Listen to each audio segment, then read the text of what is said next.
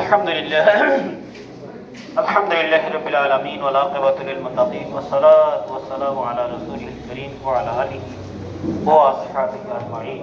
قال الله تعالى في كلامه المجيد وفرقانه الحميد: قل جاء الحق وزهق الباطل إن الباطل كان زهوقا. قال رسول الله صلى الله عليه وسلم: من صام رمضان إيمانا واحتسابا غفر له ما تقدم من ذنبه.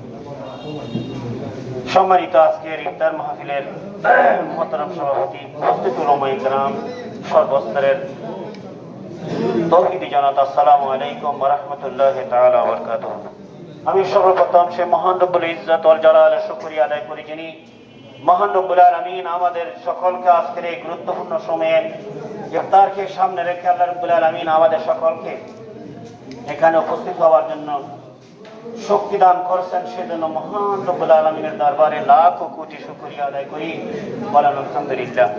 সাথে সাথে দরুদ আর সালাম প্রেরণ করি বিশ্ব মানবতার রহমতের দিশারি, মুক্তির দিশারি, রহমতুল আলামিন, সরকার দু আলম, সর্বকালের সর্বশ্রেষ্ঠ প্রিয় মহামানব বিশ্বনবী জনাবে মুহাম্মদ রাসূলুল্লাহ সাল্লাল্লাহু আলাইহি ওয়াসাল্লামের উপরে আমরা অত্যন্ত ভাগ্যবান, যেহেতু আল্লাহ রাব্বুল আলামিন আমাদের সকলকে এমন একটা মাসের মধ্যে উপস্থিত হওয়ার জন্য সুযোগ করে দিচ্ছেন, যে মাসের নাম হচ্ছে শাহরু রমাদান আল্লাযী উনজিলা ফীহিল কুরআন, রমজান মাস।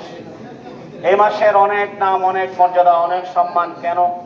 এই মাসের মধ্যে আল্লাহ রাব্বুল আলামিন গোটা বিশ্ববাসীর হেদায়েতের জন্য মহাগ্রন্থ আল কুরআন নাজিল করেছেন, সারা বিশ্ববাসীর মানুষদেরকে আলো দান করেছেন।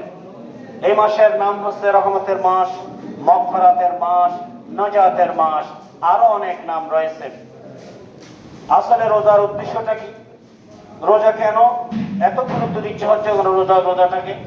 রোজার উদ্দেশ্য হচ্ছে, রোজার মধ্যে আমরা শিক্ষা পেয়েছি একটা তো তাকওয়া, মহান রব্বুল আলামিনের ভয় যাদের ভিতরে রয়েছে তারা অবশ্যই রোজাকে গুরুত্ব দেয়। রোজা আমাদেরকে রোজা আমাদের ভিতরে তাকওয়া সৃষ্টি করে দিয়েছেন।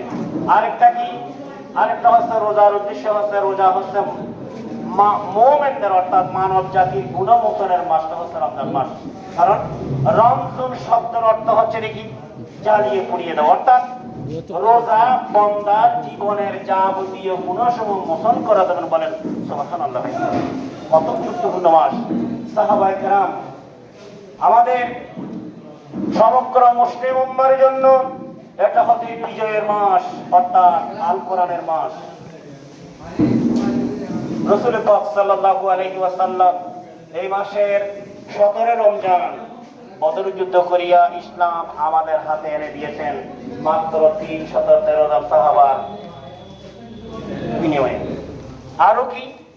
এই মাসের মধ্যে রাসূল পাক সাল্লাল্লাহু আলাইহি ওয়াসাল্লাম মক্কা বিজয় তথা মুসলমানদের বিজয়ের মাস হচ্ছে 20 রমজান। সুবহানাল্লাহ। তাহলে আমরা আমাদের এই ঐতিহ্য, আমাদের এই মর্তবা, আমাদের এই যে সম্মান আল্লাহ রাব্বুল আলামিন আমাদেরকে দিয়েছেন, এটা কেন আমরা ধরে রাখবো না? আমরা কেন নিজেদেরকে সাহাবায়ে কেরামের প্রেরণা, সাহাবায়ে কেরামের চেতনা আমাদের মধ্যে অবশ্যই থাকতে হবে, না হয় আমরা কেমনি মুসলমান হব? কারণ যার ভিতরে তাকওয়া রয়েছে সে অবশ্যই মহান রব্বুল আলামিনকে ভয় করে, রোজাকে গুরুত্ব দেবেন। রোজার ফজিলত হচ্ছে মান সামা রমাদান ঈমানান ওয়া ইহতিসাবান গুফিরা লাহু মা তাকাদ্দাম মিন যামবি। অর্থাৎ রাসূল পাক সাল্লাল্লাহু আলাইহি ওয়াসাল্লাম ইরশাদ করেছেন, যারা সওয়াবের নিয়তে, ঈমানের সওয়াবের আশায়, নিয়তের উদ্দেশ্যে রোজার শুরু থেকে শেষ পর্যন্ত যারা রোজা রাখতে পারবেন, আল্লাহ রাসূল সাল্লাল্লাহু আলাইহি ওয়াসাল্লাম বলতেছেন তার জীবনের সমস্ত গুনাহ আল্লাহ রাব্বুল আলামিন মোচন করে দেন। বলেন সুবহানাল্লাহ। তাহলে এত বড় মর্যাদাপূর্ণ মাস আমরা কেন হারাই দেব? তাহলে আমি আজকের এই ইফতার মাহফিলের মধ্যে আমরা যে উপস্থিত হলাম, সৌভাগ্য অর্জন করলাম। আমি বলতে আল্লাহ রাব্বুল আলামিন আমাদেরকে দুনিয়া